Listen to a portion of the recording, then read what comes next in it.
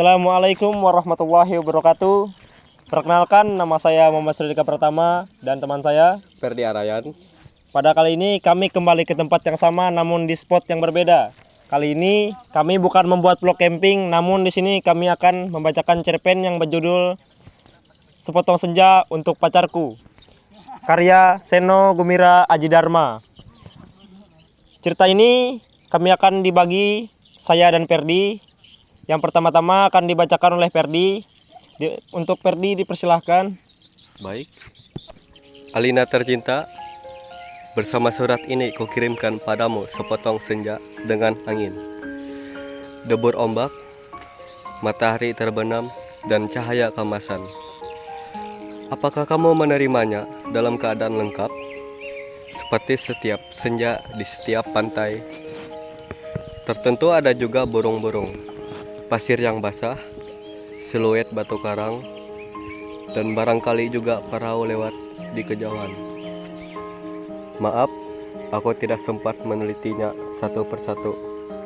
Mestinya ada juga lokan, batu yang berwarna-warni dan bias cahaya cemerlang yang berkeretap pada buih yang bagaikan impian selalu saja membuat aku mengangankan segala hal yang paling mungkin kulakukan bersamamu. Meski aku tahu semua itu akan tetap tinggal sebagai kemungkinan yang entah kapan menjadi kenyataan. Kukirimkan sepotong senja ini untukmu, Alina, dalam amplop yang tertutup rapat dari jauh, karena aku ingin memberikan sesuatu yang lebih dari sekadar kata-kata. Sudah terlalu banyak kata di dunia ini, Alina, dan kata-kata ternyata tidak mengubah apa-apa. Aku tidak akan menambah kata-kata yang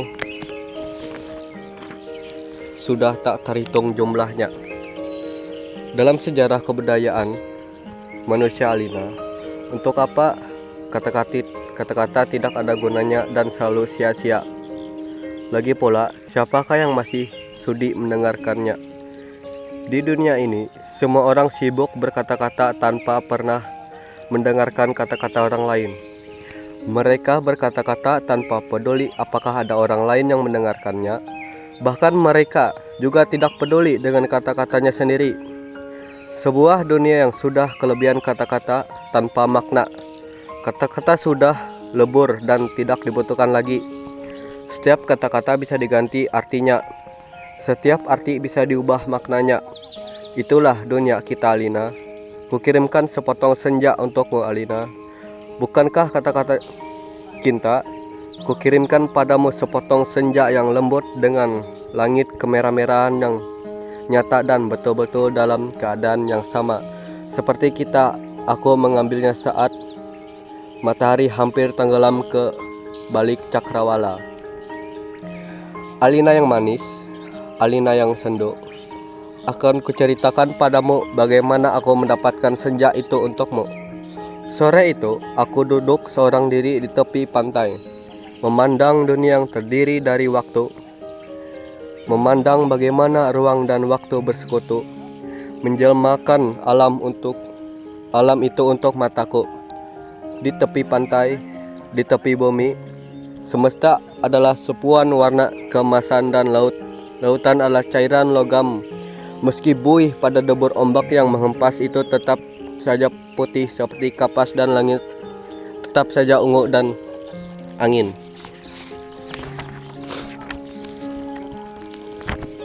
tetap saja lembab dan basah, dan pasir tetap saja hangat ketika kususupkan kakiku ke dalamnya. Kemudian tiba-tiba senja dan cahaya gemetar. Keindahan berkutat melawan waktu dan aku tiba-tiba teringat padamu.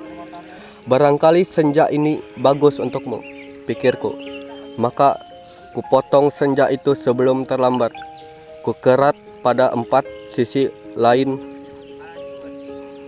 lantas kemasukan ke dalam saku. Dengan begitu keindahan itu bisa abdi dan aku bisa memberikannya padamu. Setelah itu aku berjalan pulang dengan perasaan senang. Aku tahu kamu akan menyukainya karena aku tahu itulah senja yang selalu kamu bayangkan untuk kita. Aku tahu kamu selalu membayangkan hari libur yang panjang, berjalan yang jauh, dan barangkali sepasang kursi malas pada sepotong senja di sebuah pantai di mana kita akan tercakap memberi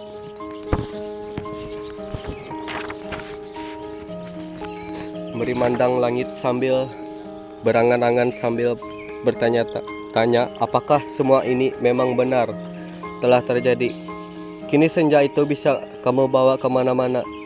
Ketika aku meninggal pantai itu, kulihat orang-orang datang berbondong-bondong. Ternyata mereka menjadi gempar karena senja telah hilang.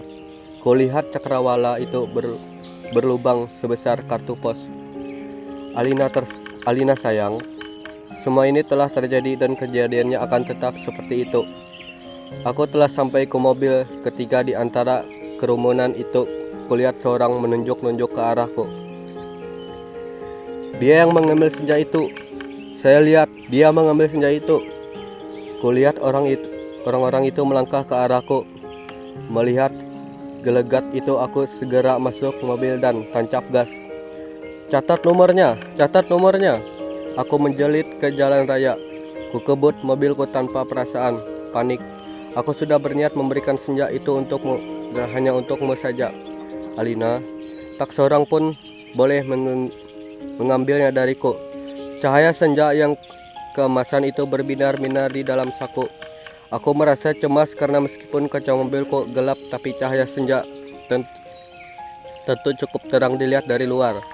Dan ternyata cahaya senja itu memang menembus segenap celah dalam mobilku, sehingga mobilku itu meluncur dengan nyala cemerlang ke aspal maupun angkasa.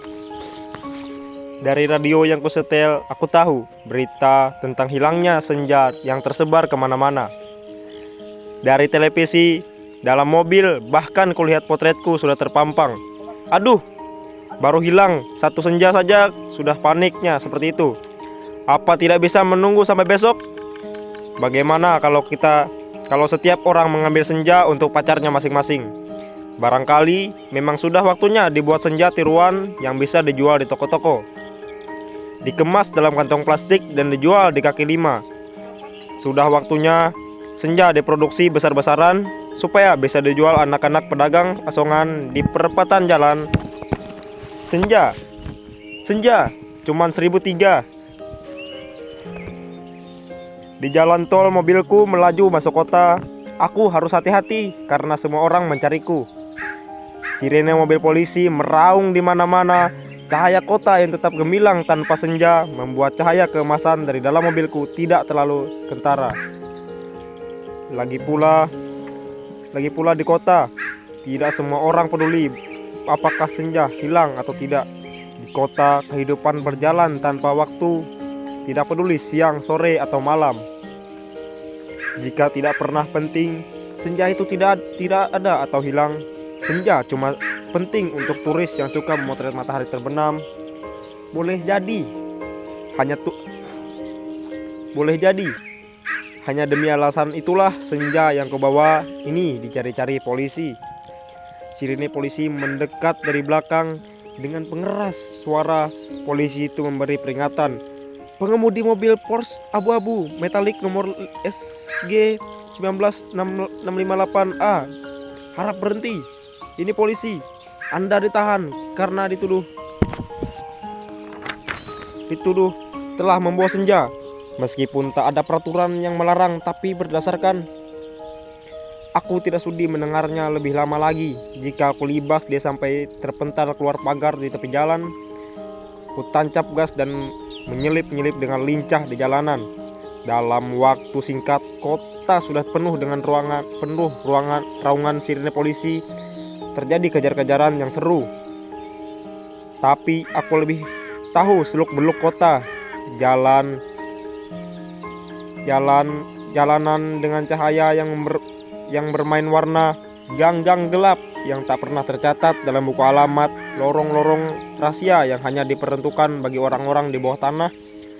Satu mobil terlempar di jalan layang, satu mobil lain tersesat di sebuah kampung, dan satu mobil lagi terguling-guling menabrak truk dan meledak lantas terbakar. Masih ada 2 polisi bersepeda motor mengejarku. Itu soal kecil. Mereka tak pernah mendahuluiku. Dan setelah kejar-kejaran beberapa lama, mereka kehabisan bensin dan pengendaranya mulai bisa memaki-maki. Kulihat senja dalam saku bajuku masih utuh. Angin berdesir, langit memburat ungu, debur ombak menghempas ke pantai. Hanya pada mula senja ini ku serahkan Alina. Tapi Alina, polisi ternyata tidak sekonyol yang kusangka. Di segenap sudut kota mereka telah siap siaga. Bahkan aku tidak membeli makanan untuk mengisi perutku. Bahkan raung-raung yang rupanya cukup tinggi juga kusibakkan kelelawar-kelelawar bergantung yang entah mati atau hidup itu. Kulihat cahaya putih di ujung gorong-gorong. Air busuk mengalir setinggi lutut, namun makin ke dalam makin surut. Di tempat yang kering kulihat anak-anak gelandangan duduk maupun tiduran karena berserakan memeluk rebana dengan mata yang tidak memancarkan kebahagiaan. Aku berjalan terus melangkahi mereka dan mencoba bertahan. Betapapun ini lebih baik daripada aku harus menyerahkan senja, Alina. Di ujung gorong-gorong di tempat cahaya putih itu ada tangga menurun ke bawah. Kuikuti tangga itu. Cahaya semakin terang dan semakin benderang.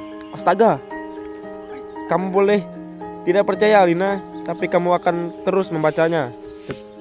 Tangga yang menuju ke mulut sebuah gua. Dan tahukah kamu ketika aku keluar dari gua itu, aku di mana?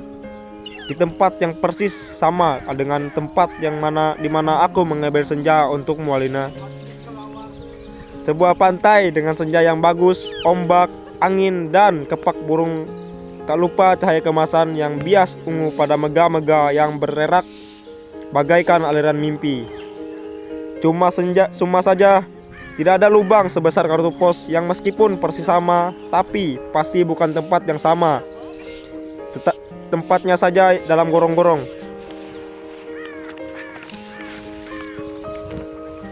Aku berjalan ke pantai, tenggelam dalam guyuran alam yang perawan.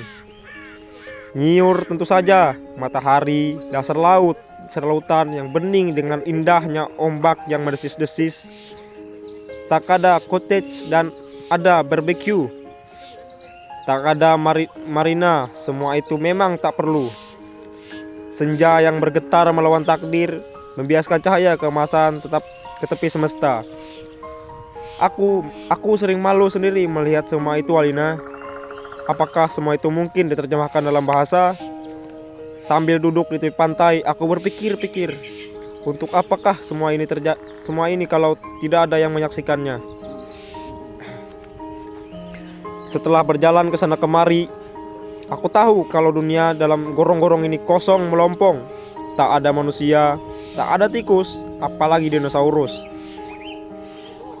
Hanya burung yang berkepak, tapi ya sepertinya bukan burung yang bertelur dan membuat sarang.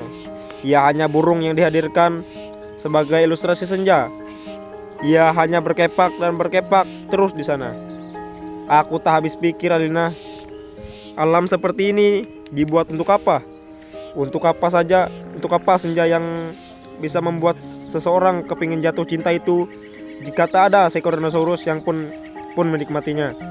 Sementara di atas sana orang-orang ribut kehilangan senja. Jadi begitulah, Alina. Ku ambil juga senja itu. Ku kerat dengan pisau Swiss yang selalu ku bawa pada 4 sisinya, sehingga pada cakrawala itu terbentuk lubang besar sebesar kartu pos. Dengan 2 senja di saku kiri dan kanan, aku melangkah pulang. Bumi berhenti beredar di belakangku, menjadi kegelapan yang basah dan bacin. Aku mendaki tangga kembali menuju gorong-gorong bumiku yang terkasih. Sampai di atas, setelah melewati kelelawar bergelantungan, anak-anak gelandangan berkarakapan, dan air setinggi lutut, kulihat polisi-polisi helikopter sudah pergi. Gelandangan yang menolongku sedang tiduran di bawah tiang listrik sambil meniup saksofon. Aku berjalan mencari mobilku, masih terparkir dengan baik di supermarket. Tampaknya bahkan baru saat saja dicuci. Sambil mengunyah pizza, segera ku kebut mobilku menuju ke pantai. Dengan 2 senja di saku kiri dan kanan, lengkap dengan matahari, laut, pantai, dan cahaya keemasan masing-masing. Mobilku bagai memancarkan cahaya ilahi sepanjang jalan layang, sepanjang jalan tol. Ku tancap gasku dengan kecepatan penuh. Alina, kekasihku, pacarku, wanitaku, kamu pasti sudah tahu apa yang terjadi kemudian. Ku pasang senja yang didorong dari gorong-gorong pada lubang sebesar kartu pos itu, dan ternyata pas. Lantas ku kirimkan senja yang asli ini untukmu. Lewat pos aku ingin kamu mendapatkan apa yang kulihat pertama kali. Senja dalam arti yang sebenar-benarnya, bukan semacam senja yang ada di gorong-gorong itu. Kini gorong-gorong itu betul menjadi gelap, Alina. Pada masa yang akan datang, orang-orang tua akan bercerita pada cucunya tentang kenapa gorong-gorong menjadi gelap. Mereka akan berkisah bahwa sebenarnya di alam lain, di bawah gorong-gorong, dengan matahari dan rembulannya sendiri. Namun semua itu tiada lagi karena seseorang telah mengambil senja itu untuk menggantikan senja yang lain di atas bumi.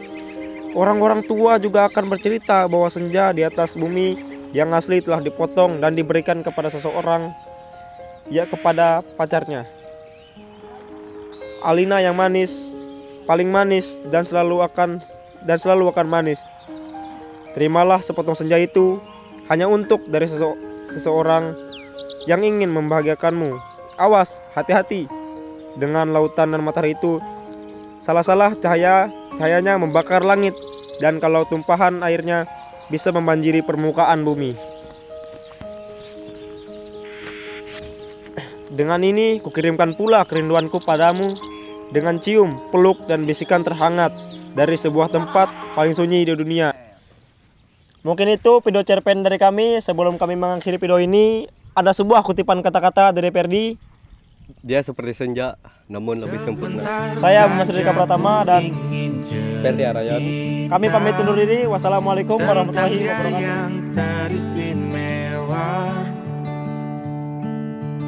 Kadang lucu, kadang menyebalkan ya.